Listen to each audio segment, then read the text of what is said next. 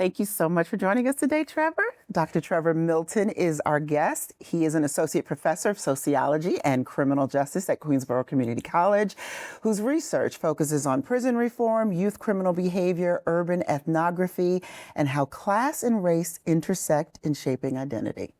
He's the author of Overcoming the Magnetism of Street Life and co-author of The Con Men, Hustling in New York City. His work also includes the article Class Status and the Construction of Black Masculinity.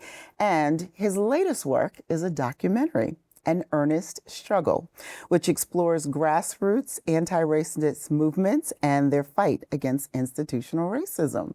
I'm so happy that you're here. Thank you, Trevor. Thank you. That was a great description. Hey, it's yours. It's yours. So we're going to talk about your latest work in a moment. But first, I want to talk about your journey into your research. What led you to the subjects that you found interesting and why you find the culture, examining culture so interesting. It's kind of funny because I have this I kind of feel like it's a cool origin story. I was originally a social worker. I did social work for 7 years. I worked with teenagers who were in alternative to incarceration programs, but also kids who were incarcerated and coming out. So I just had this, this base of teenagers that I worked with, which kind of, I developed kind of like big brother, little brother relationships with them. Pardon me for not remembering where this parable is from, but there's this parable that I heard, and it was funny because I was starting to burn out, as many people do. And I came across this parable of, I don't know, this is some ancient story from somewhere, but it's a man that's standing on a bank of a river and he sees somebody drowning. He dives in, he saves the person. Sees another person drowning, he dives in and saves the person. Another person comes, he dives in and saves the person. And eventually he says to himself, I need to go upstream and see what is happening here. So my transition from social work to sociology is that. Okay. It's going upstream to, because I was dealing directly with all of these social issues. First, this is out of Boston. I did a few years in Boston. I'm originally from Massachusetts. Okay. And this was my first job when I got to New York City. I moved to New York City 25 years ago. And that was my first job. I got to know all the most crime-ridden neighborhoods in New York first. Before anything else. We'll talk about that later. But so what led you from wanting to do sociology to studying to getting in front of students and be a professor? Was that just a natural trajectory because you saw some of the students when they don't have that equalizer of education, or what was it? That's another origin story, isn't it? While I was doing my graduate program, so I did my master's and my PhD at the New School. And I wanted to just be a professional researcher. I was going to work in a research lab. I was going to be a research assistant and then a research associate, and I was going to start my own projects. And somebody that I was in grad school with was like, you should try teaching. And I was like, nah, I don't want to do that. Why would I want to teach? But I tried it. I was like, yeah, I could do a little side gig. That sounds great. A little extra money. This is fantastic. And I fell in love the first week. I was like, wow, this is amazing. This interaction is amazing. And I'm not a nervous public speaker. So that was helpful to just get in front of the class, to watch the students, just their eyes light up with the information. And also, it's college. And so they're coming from high school to college. This was Hunter was my first gig, Hunter College. And it was just amazing how they were like, we can talk about this stuff? I'm like, yeah. we can use this language here? And I'm like, yeah, it's a college classroom. Let's do whatever we want with this. Was it a different experience, considering your background, dealing with youth who were probably one step away from incarceration, as opposed to, how did that inform the way you interacted with students in a college setting? It was a little bit of that, but also a little bit of my own background. I grew up very working class. Neither of my parents were college educated. My sister, who's older than me, and then me were like the first in our families to be college educated. So being here at Queensborough, I've taught everywhere throughout New York City, but this is might be the one place where I feel the strongest about I belong here. Like, these students need me because I have a similar background. I have a similar origin story to them.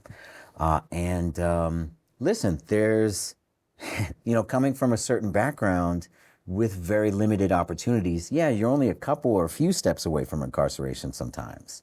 So there's, I don't know, it's kind of all in the same universe to me, I would say. I can see that. And you teach criminal justice and sociology. And how does the research kind of inform what happens in the classroom? And I'm thinking primarily about your criminal justice. Right. A lot of anecdotes, a lot of stories that I could bring to the classroom. A lot of information that sociology is like this too, but criminal justice in particular is interesting in that it's there, it's ever present, it's omnipresent in New York City in particular. To kind of have students take that helicopter view where they could kind of take a step up and see the entirety of it. A good example that I do is like, I'll never pay this bet out, but like I bet my students, I'm like, I bet you $1,000 that you can't get from this door to your home without seeing a police officer. And they're like, I can win that bet. And I'm like, you're not going to win that bet. Because that's how big the carceral system is in New York City. So it's, a lot of it is bringing my own anecdotes into it, but also kind of pulling their own personal experiences out of it. And when you put those two together, I'm interested in knowing, do students who are considering a criminal justice field see themselves as joining a system or joining a career? Oh boy, that's complicated. I don't even know if I should say this out loud, but sometimes I say to my students, particularly my students who want to be police officers, I'm like, you guys hate police, but you want to be the police. I don't get it. But I think they see it as a career first. They look at that 25 years and then you can retire thing. And a lot of times I'm like, you haven't been on this planet for 25 years. You don't know what that feels like. But yeah, forgive me, I lost my train of thought on that question. But yeah, I'm wondering if because I know a big part of your work is looking at institutionalized systems, and I'm wondering if they see that there is a system in different fields, and including in criminal justice. Well, and do they see that? I'll say this, I'm a sociologist first. Okay. Right? Okay. And so I walk into a lot of my, I teach literally, intro to criminal justice. I teach a policing class. I teach a corrections class. And I walk in and I say on the first day, I'm like, listen, I'm going to give you guys a particular perspective. There's a perspective that you're going to be getting from everybody else. And then I want you to be able to have it's called the sociological imagination. It's like where you're able to see how society influences you, how you can look down at your clothing and you're like, yep, I did choose this from my culture. And in criminal justice, kind of them seeing the choices that they make, the way that they navigate the world, how everybody has their own sense of how to interact with police officers. All of them have been taught these very informal social cues. And I really just want them to have that helicopter view of the institutions, being aware that they are walking into a machine. They're going to be a part of that machine. And what do they want to do with it while they're there is really the important question. And part of what you're bringing to your students, the students here, is your work as an ethnographer. Am I saying that correct? Okay. That's good. Talk a little bit about, I know very basically what that means in terms of research, but talk a little bit about what that means to be an ethnographer and how you are exposing yourself or you use yourself in the course of research. It's interesting because ethnography was the main thing that's the thing I just wanted to be without being a professor. And so I describe ethnography to my students as like, you are putting yourself in an environment and you're experiencing that environment for yourself. So that now that you have your experience in that environment, it's kind of like if you have a research question this is the one I use in class. If you have a research question that's based on, what's it like to serve a military tour in Iraq, right? You could talk to an ex-soldier. You could be a journalist that goes there with the helmet on and you're like, I'm in the green zone. Or you can enlist and do it and have that full experience yourself. I mean, that's very extreme ethnography, but that's ethnography, where you're like, I'm going in to experience this for myself. So that was something that I loved doing. I just loved walking around the city, interviewing people. So I have, 2 books based on a lot of just moving and walking around the city, happening upon things. There was actually a moment when we were doing the Con Men book, so I'm a co-author on that. And I was focused more on not the con artists, but what we eventually labeled as hustlers, and it was like the distinction that we made, it was like some people are dishonest, and then there are those who are just honest hustlers in a way. So, and an example of that was one day I was driving through Brooklyn, and there was like a young guy selling water bottles. And I kind of was like, yeah, this counts. And I said to him, I'm like, how much do you typically make in an hour? And I can't remember what he said. I think it was $40 or something like that. I often wonder that though, when I see them. Yeah. Yeah. Oh, but I got the full, so I was like, I'll pay $40 if you just I'm going to pull over and I just want to talk with you. And he was like, yeah, let's do that. So we just sat on his cooler and it actually turned out to be a 2-hour conversation. But he just broke down all those details. And it was interesting because that one in particular, it didn't make any sense to be dishonest with that. Because I even asked him, I'm like, do you take bottles and refill them with water? And he was like, what's the point of that? He's like, I go to Costco, I pay, what was the price at the time? I pay $10 for a pack of 30. How much do you think I can make if I'm selling these for $2 a pop? And I was like, oh, well, that is honest work. But ethnography, I'm like a lot of sociologists where the overwhelming majority of sociologists are like, I'm a qualitative person. And then every once in a while you find that quantitative person that just loves to be the statistician. I'm not that. So, but I do like getting out there, talking to people. I have a good rapport for that. I have no problem walking up to strangers and just kind of explaining what I'm doing and what I'm into. And the truth is, everybody wants to tell their story. That's the thing. Yeah. And I would say, thinking about journalism, which is my background, there is some similarities in that work. But I think the point where it does stop is we're not to be immersed in it so much that we lose sight of our objectivity. Correct. And so how do you, I guess, maintain a researcher's mind as you get deep in some of these communities? It's funny because in my sociology program, that was a kind of a floating question. What's the difference between sociology and journalism?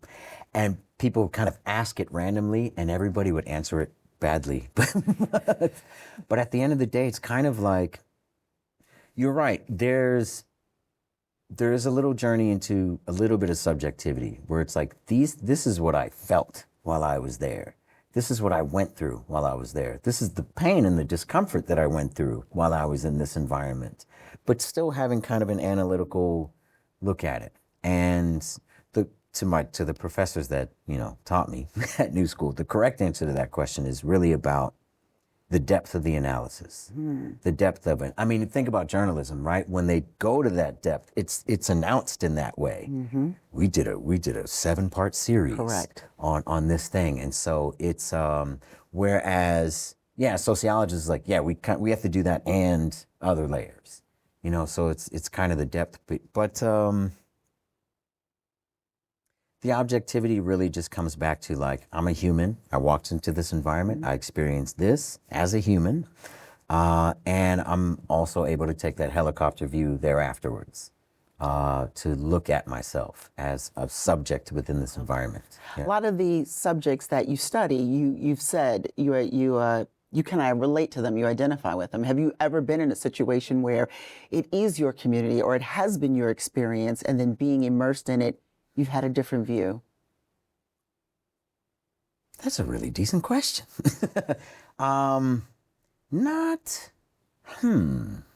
necessarily, because my brain immediately went to, have I been arrested and have I been incarcerated and and the answer is no to that. But you may have had your own experience. But, so in my first book, half of the first chapter, I talk about I was a stupid teenager too. I made knuckleheaded decisions as well.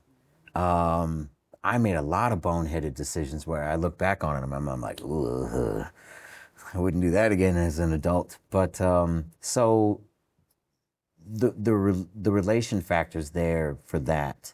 You know, I grew up in like a rural town in Massachusetts. I'm biracial, which I don't even know if that was a part of any of your questions, but like that's a big part of honestly why I got into sociology.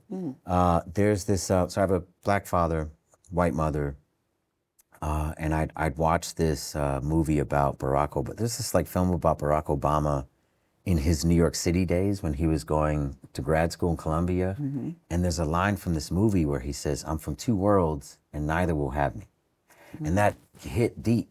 And so there's a piece of me that's always been removed. There's a piece of me that's always had that helicopter view, even throughout my childhood. You know, watching, you know, growing up in both white and black communities. You know, I have black family. You know, I wasn't that isolated from them at all.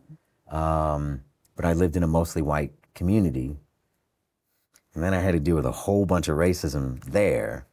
And so that set me up for a lot for the film, but a lot of my interest in racism. But that's a tricky question, right? Do I feel like I'm kind of like representing a community or like looking into my own community?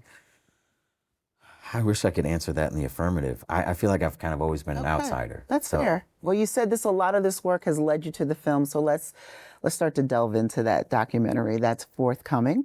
Sure. It's called An Earnest Struggle. Now, I understand for a number of years there was a working title, Modern Racism. Correct. What changed? Me coming across this Frederick Douglass quote, really. This quote from 1857, where he's like, you know, change has to be done earnest. You know, we have to be earnest in that change. And then there's the famous quote that came out of that speech. There's no progress without struggle.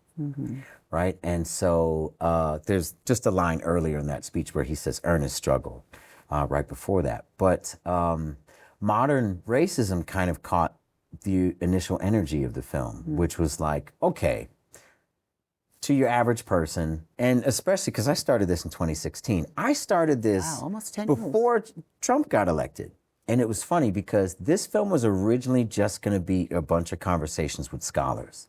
And so I went around and I went to academic conferences. I interviewed some other scholars, people that, this is where the ethnography started to come in, because I was kind of treating it as a paper at first, or a book, where I was like, I read this piece and I want to quote this person.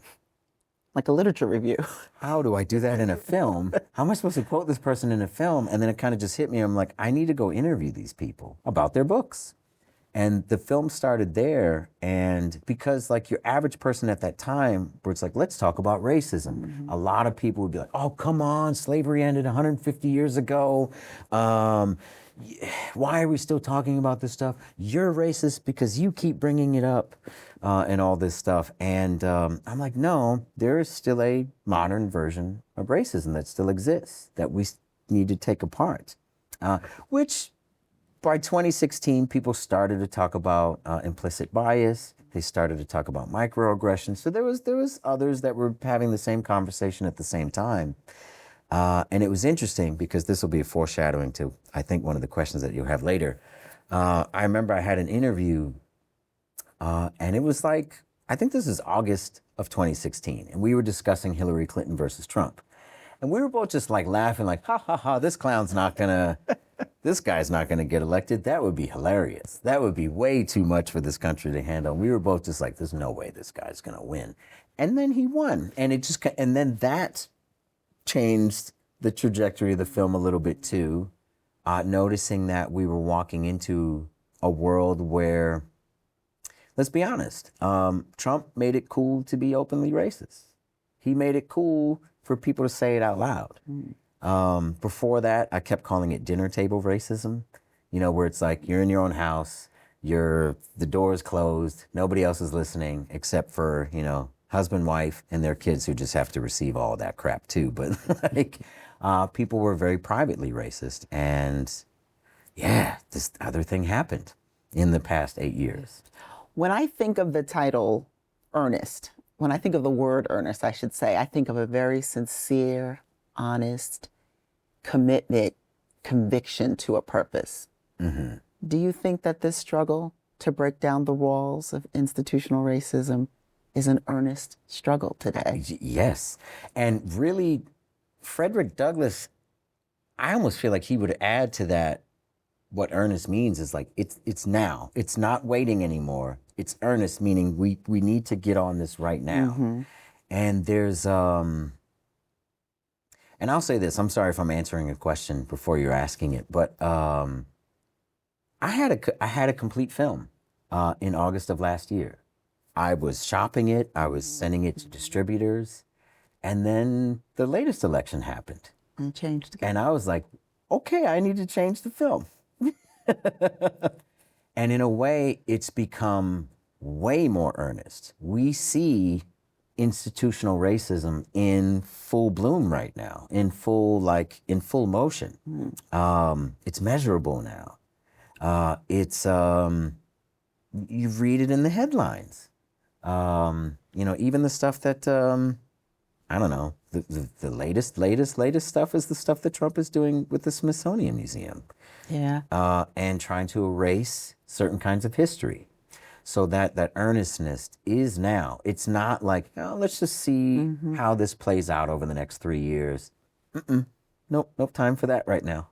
So talk to me about what your film looks at in terms of this work, this anti-racist work. Well, there's, so again, the film started off as just a conversation between scholars. And then I attended an anti-racist workshop here, as a result of, that kind of flared up as a result of the death of George Floyd. I think most academic institutions wanted to respond to that somehow. And I joined an anti-racist workshop, and it just kind of hit me. I'm like, I can go back to doing ethnography in this project. And there was a missing piece, because it was just this like lengthy conversation about institutional racism, what we can do to dismantle it, but it was all heady and academic.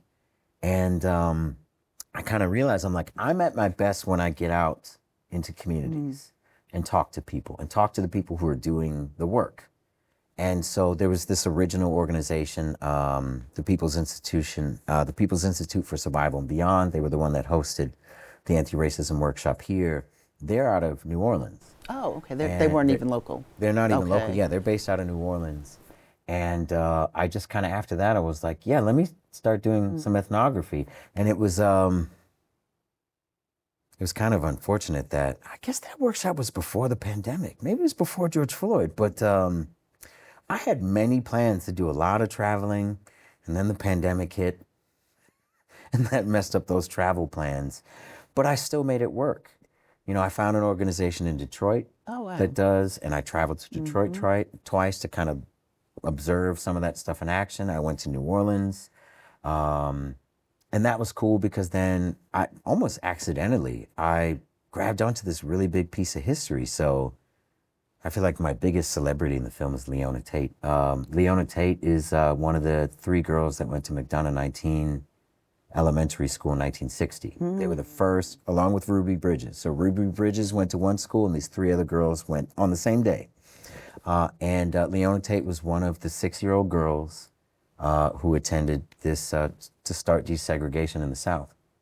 And it was so interesting too, because when I interviewed her, I was like, "You're so much younger than I thought." And I was like, "Oh yeah, like you're literally like, you're younger than my dad, because you were 6 in 1960. This makes sense." But in general, I found 3 and then the 3rd organization's in New York City. So I just started to follow these 3 organizations and started to do ethnography again. Don't want to give away too much of the film, but overall, what are those organizations doing, and what impact are they having on dismantling institutional racism in their respective areas? No, that's okay. I don't mind revealing any of this stuff. Okay. So kind of all one of the PSAB, the one out of New Orleans, literally runs workshops, and they got really popular after May of 2020, after the death of George Floyd, and a lot of organizations that wanted to be, they didn't want to be seen as racist. And it's funny, I don't know if this is kind of an aside, but like there's out of that, I kind of feel like there was this mentality of like, racism's a disease and I can be cured, right? All I have to do is go to this workshop and then I'm inoculated, like I'm racism free. And so the work that they're doing is like, no, this isn't just a certificate. This isn't just one workshop. You really have to dismantle this stuff over a long period of time. And really, the way that I explained it in class is like, racism's not a disease, it's a language. So it's a language that we all know, right? And so, you know, my students resist that a little bit, but then I say to them, I'm like, if I asked you to act like a racist person, you could do it. Right? You could imitate it, right? Because it's a part of it. So then like the other organizations, the one out of Detroit is an anti-police brutality organization, which I also consider to be like a branch of anti-racism. They're not running anti-racism workshops, but they're doing work to help fight the institution. And then the one in New York City was this organization called GMAC, Gangsters Making Astronomical Community Changes, where I feel like they're answering this question of, well, if there's black on black crime and you're concerned about police killing black people, what about dealing with black people that kill black people? And this organization is like, yep, we're doing that. And so they're violence disruptors. They go around and they interrupt violence before the police get there to try to resolve things, quell things down. And so they're an anti-violence organization, kind of another byproduct of that institutional racism, I would say. And so what's the takeaway that you got from watching all of these organizations do that work? It's not a one-off. It's not something that you could do quickly. There's no fast food version of this stuff. It really is about learning a new language. It really is about learning and also acknowledging the difficulty of letting go of the old language. You know, it's almost the equivalent of the United States government stepping in and saying, all right, from this point forward, our national language is French. And everybody needs to learn French. Not everybody's going to smoothly go along with that. And a lot of people are going to be like, no, I don't speak French and I'm not going to learn a word of it. You know, so it's almost like that's what we're dealing with institutional racism now. There's, we've tried to change the laws and we've tried to get rid of the more systemic legal versions of it. But then there's our culture. There's us. There's how we are still walking around with how, honestly, all of us have the impulse. And so what I've learned is like, it's not something that you could just clean yourself of. It really is a conscious effort always. And is it just we're walking around with the impulse, or some of us also walking around with the scars? Both. Well, and the person with the scars can walk around with the impulse. That's very true. I would say that too. Yep, very true. And maybe even be more likely to to have the impulse. There's this Marshall McLuhan. This is in the film too, but there's this Marshall. There's a Canadian philosopher. His name is Marshall McLuhan. He came up with this, and if I say it, it'll probably sound familiar. Where he's like, the one thing that fish know nothing about is water, right? And to understand what that metaphor means is like, what? And it would literally be true. If you could talk to the fish and say, what do you think about the water? The fish would be like, what? What water? What are you talking about? And they would turn and it would look everywhere. And meanwhile, us outside the tank are like, you're in the water. And so that's how I like to propose, like, we are all in this fish tank together. And this fish tank has 400 years worth of legalized racism built in, legalized white supremacy built in. It's pretty easy to look at. If you look at the first 200 years of this country, it's like kind of like, you know, it was very intentional. It was very, very, white supremacy was very intentional. Did not happen by accident. And so that's, yeah, it's, the point is that we are all exposed to it. We are all being taught this language. We are all being taught, black, white, everybody, right? And I know there's an argument about only white people can be racist. Not true. People in oppressed groups, they cannot be racist. And there's a big old debate here. There's a big debate here. And it's kind of like only if you have power can you be racist. And I'm like, no, not necessarily. I think you could be racist, but in all directions. But it is kind of true that, like, I think there's a gravity that pulls everybody towards anti-blackness. So even a black person could be racist against a black person. You know, even a black person can look at another black person and say, I hate this ghetto and I hate you're a thug and da, da, da. They could use that language. Mm-hmm. It's readily available for them. And so it's readily available for everybody. I guess it's true that, like, can you then use the system of power to hurt that person? I think the power racism argument is a factor there in terms of, like, I don't know if I'm getting too anecdotal here, but I can't remember her name. I think it was Amy Cooper. I don't know if you remember this incident from 2020, this bird watcher in New York.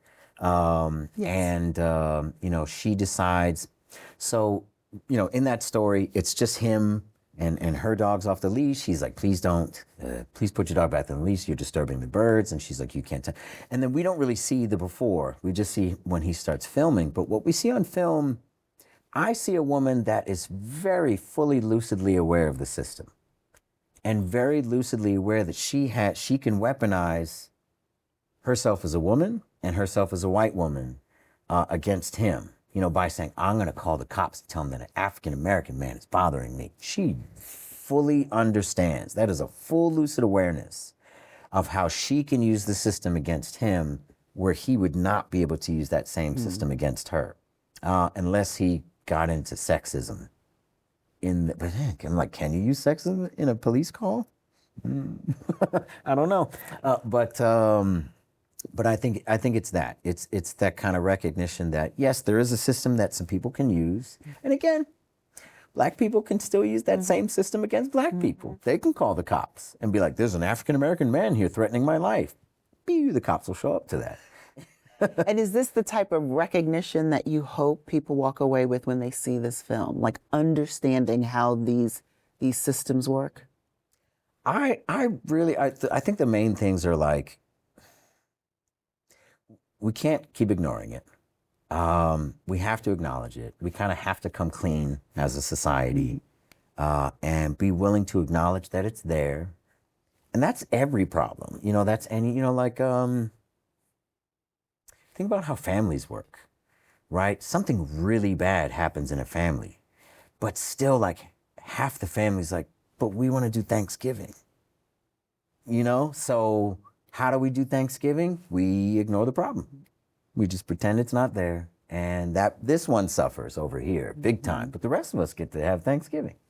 And I kind of feel like society's doing that, where they're like, can't we just move forward? And also, I do really want to say this. I'm definitely not a person that's like, white people need to feel guilty. I'm not about the white guilt thing. It's like, no, just, let me put it this way. I'm a man with male privilege. Do I need to feel guilty for the sexism and the misogyny that exists in the world? No, I just need to not do that. I just need to be a good person. That's it. You know, and it's like, I almost have like the same message for any white person that's like, oh, you're making me feel, and it's like, no, just be good. That's it. You know, like, just be a decent person and treat other people decently. And if I may, sure, use your privilege to inform correction when you see it. In the same way that I can as a man. Yes. Yeah. Yes. Absolutely. And I'm so aware of my male privilege now. You don't understand how much the research on racism has made me, like, because I keep doing that parallel, and I'm like every day I'm like, ooh, yeah, that's a privilege too that I have. Yes.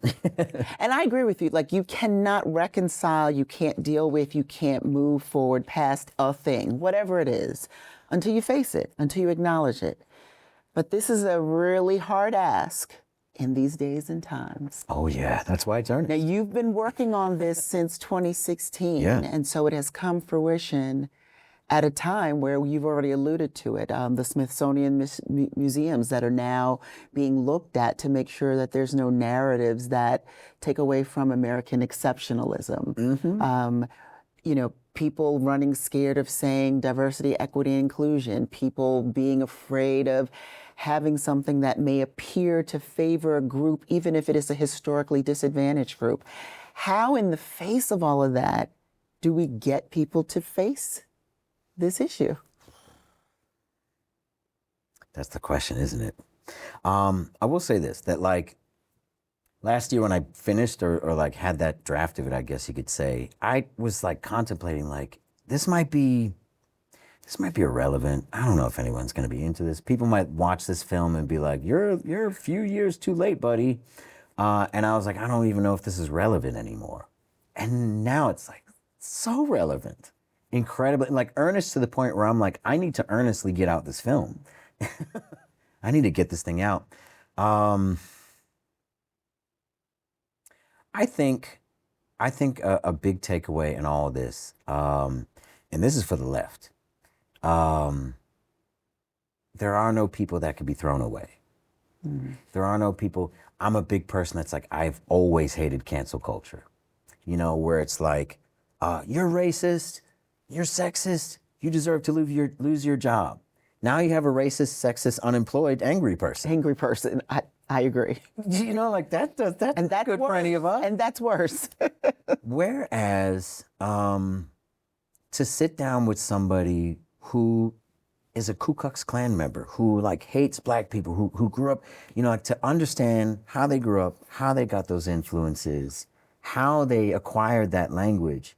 I think it's important kind of for all of us to look at each other and be like, I see how you landed in that spot. I see how you got there. I understand from human to human, I probably would have ended up in the same spot as you if I had gone through all of those exact same circumstances. It's not that there are garbage people or implorable people and people that what do we want to like send them to an island or something? You know, like, no, we're all in this fish tank together. And it's really about collectively, because I also do understand why people are so afraid of white extinction right now. Because the left has been loud, and I'm like, am I allowed to curse in this interview? Maybe all right, I'll do the PG version of this. Because basically, white heterosexual men are being told to shut the hell up right now by the left. And that doesn't feel good. That doesn't feel great at all for them, because it's like, oh, just shut up. I just have no contribution at all. And so, of course, they're going to resist and fight and create their own oppressive group, you know. Right now, 2025, I think white folks have joined the oppression Olympics through Trump. Because if you look at him, he's an endless victim. He's endlessly a victim. He's endlessly whining about how the whole world is against him. And I think that mentality has been brought into white oppression as well. I think white oppression is it's a thing that people believe in now. You know? Does your film explore that? Sure. It does? Yes. Okay. Oh yeah. Okay. Oh yeah. Okay. Because I have to flip that side of the coin as well. Because again, it's like, it's not, hey, you need to shut up and get on board and sit down and take this talking to. It's really figuring out how people land in that spot and how they get to that spot. Yeah, that is fascinating. Yeah. That's a lot of what the film is about. So now we've identified that there's an urgency. So what is next for this film in terms of? Like actual practicality? Yes. That's also a good question. I kind of would like to, I originally had like a Netflix dream, an Amazon dream. And now I'm really, really, really seeing this as an educational piece. I'm like, I don't even know if I could reveal these details, but like I'm talking to a couple of distributors that distribute to colleges, and license the film. And then I just kind of want to hit the circuit. Talks, yeah. I just want to have talks. I just want to like go to schools and talk about, because there's like the basics, and I literally have a section called the basics in the film of, the stuff where you're like, yes, I've heard all this before. Yes, I know. Yes. We have a terrible history. Yes. But then I like spending a lot of time in that film talking about the uncomfortable stuff. I have an entire section of how we came to the N-word. And what that word means and how we use that word now, et cetera. And also talking about the origin of whiteness. I'm a big person that's like, we should have white studies programs. Definitely we should have white studies programs, because we need to understand how that was built. We need to understand how that stuff was built up. And so that is also a piece of the film, kind of the first white person in America, which I didn't know until I started talking to scholars. I was like, oh, there's a ground zero for this? This is fun. Again, it's just kind of seeing how, we're all on the same journey. Just that some people have a lot more privilege than others. That's fair. And it was built in. What's next for you? Oh boy. Beyond the film. It's funny that when you were reading my bio, and I was like, wow, look at all that. Look at that journey. Right, where there's, I've been very interested in race and racism, been very interested in alternative to incarceration programs, our prison system, and then I started to get into gender. Apparently there was a class here on campus that was like dead for years. It was Sociology of Gender class. And I think a lot of people, when they see Sociology of Gender, they're like, oh, women's studies. That's what that is, right? And I think that school was kind of waiting for a female faculty member to step up, and I was like, I have a gender, I could teach that class, and so it's that opened up a branch of research in my mind where I'm like, I think I want to do that next. Where I'm big on like, as much as we need a white studies program, I think we need a masculinities studies program. We need to know how that was built up. We take for granted that like, women are at a disadvantage, women are unprivileged in the system. But then it's like, well, how did we construct the male side to this? And then also, I also like to argue that like toxic masculinity is terrible for women. It's terrible for men too. It's bad for everybody.